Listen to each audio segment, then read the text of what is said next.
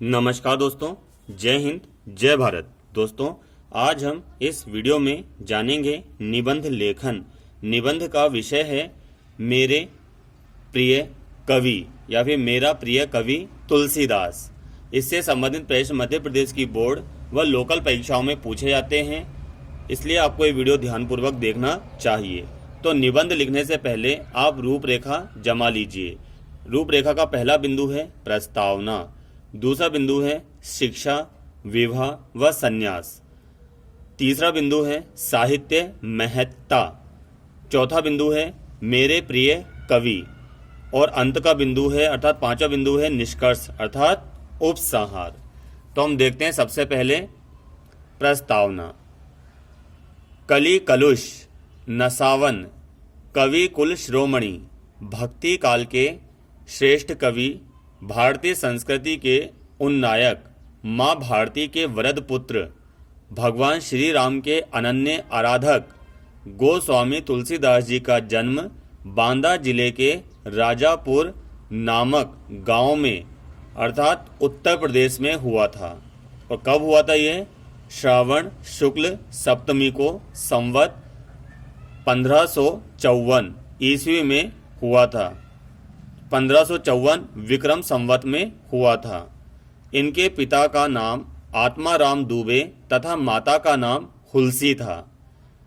अशुभ मूल नक्षत्र में जन्म लेने के कारण इनके माता पिता जन्म के बाद शीघ्र ही काल कवलित हो गए थे, यानी कि काल के गाल में समा गए थे। शिक्षा, विवाह व संन्यास। तुलसीदास का बचपन का नाम राम बोला था। क्या नाम था? राम बोला। पैदा होते ही उन्होंने राम का नाम उच्चारण किया था। उनकी शिक्षा सूकर क्षेत्र में नरहरिदास के आश्रम में हुई थी।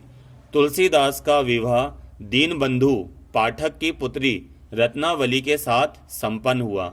पत्नी प्रेम में ये इतने अधिक तल्लीन हुए कि एक बार वर्षा काल में उसके यानी कि पत्नी के मायके जाने पर स्वयं भी रात को जा पहुँचे। पत्नी की फटकार पाकर इनका जीवन ही बदल गया। काम के प्रेमी तुलसीदास राम के प्रेमी हो गए, यानी कि इनकी पत्नी ने इनसे कहा कि हे स्वामी, अगर मेरे शरीर से ज़्यादा आप राम से प्रेम करते तो आपका कल्याण हो जाता, उद्धार हो जाता। तो तभी से राम की शरण में पहुंच गए। इनका जीवन काशी, अयोध्या और चित्रकूट में व्यतीत हुआ। हनुमान जी की प्रेरणा, शंकर जी के सुभाषित से इन्होंने श्री रामचरितमानस की रचना की, जो लोक विश्रुत ग्रंथ के रूप में प्रशस्तित हुआ। रामचरितमानस मानव आचार संहिता है, राम राज्य की परिकल्पना है। फिर है साहित्यिक महत्ता। तुलसीदास जी भक्ति काल के प्रतिनिधि कवि हैं। वे युग दृष्टा कवि हैं। उनकी विनय पत्रिका, गीतावली, कवितावली, दोहावली, रामलला, नहछू हिंदी साहित्य का श्रृंगार हैं। वे अवधी तथा ब्रज भाषा के सिद्ध हस्त रस सिद्ध कवीश्वर हैं। कौन? तुलसीदास। उनकी प्रमुख कृति श्री रामचरितमानस जन जन का कंठहार है। यह भारत का लोक मंगल महाकाव्य भी है। मानव सभ्यता और संस्कृति का मानक ग्रंथ है रामचरितमानस। उनकी छंद विविधता, अलंकार प्रियता अवर्णनीय है। भगवान श्री राम को घर घर में प्रतिष्ठित करने का पावन कार्य तुलसीदास ने ही किया है। फिर है मेरे प्रिय कवि। गोस्वामी तुलसीदास जी मेरे प्रिय कवि हैं। उनका श्री रामचरितमानस मेरा प्रिय आदर्श ग्रंथ है। सामाजिक संबंधों व कर्तव्यों का जैसा दर्पण श्री रामचरितमानस है, वैसा विश्व साहित्य में मिलना दुर्भर है। मर्यादा पुरुषोत्तम श्री राम का आदर्श चरित्र अनुकरणीय और पूजनीय है।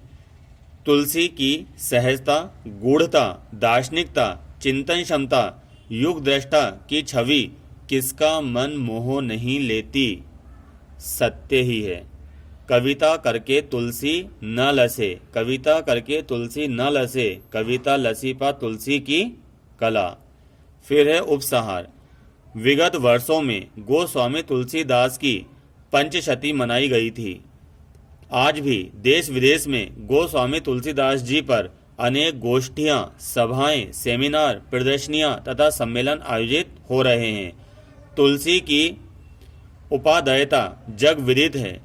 उनके प्रति सच्ची श्रद्धांजलि यही है कि हम श्री रामचरितमानस की एक भी अर्धाली को ग्रहण कर, यानी कि एक भी चौपाई या दोहे को ग्रहण कर उसे अपने जीवन का आदर्श बनाएं।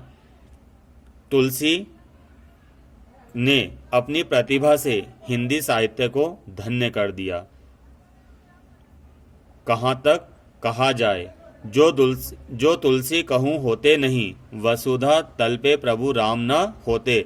यदि धरा पर तुलसीदास नहीं होते तो इस धरा पर श्री राम भी नहीं होते। इन्होंने भक्ति काल में, और उस समय मुगल काल था, उनसे बिना डरे इन्होंने महाकाव्य रचा जिसका नाम है रामचरितमानस। धन्यवाद।